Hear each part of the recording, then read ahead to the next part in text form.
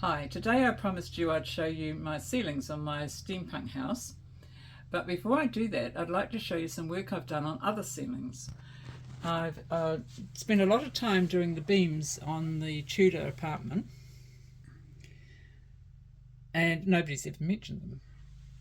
And I think the same goes for my Georgian house, so I'm just going to take you over there and show you that.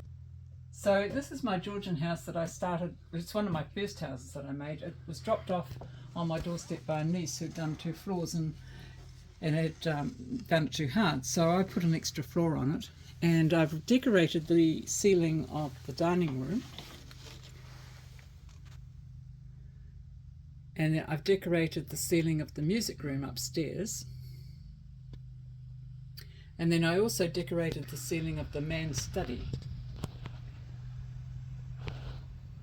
And again, I don't think anybody's seen them because they're too busy looking at what's in the rooms, which I guess is understandable.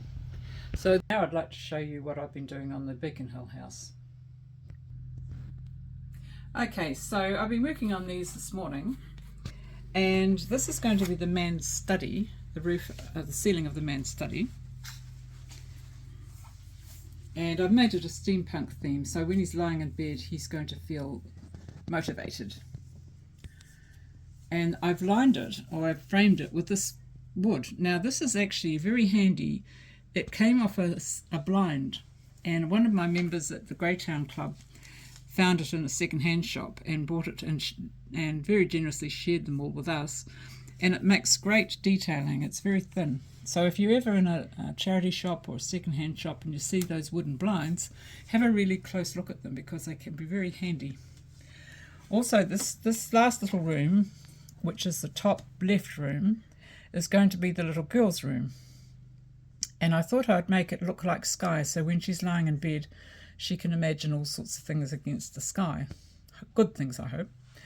And in the middle is going to be the stairwell that leads up to the man's exhibition room. And I'll probably give that a classical flavour, but I want to see how the staircase goes first before I do that. So all this work is probably not ever going to be seen, but I get a lot of pleasure out of doing it.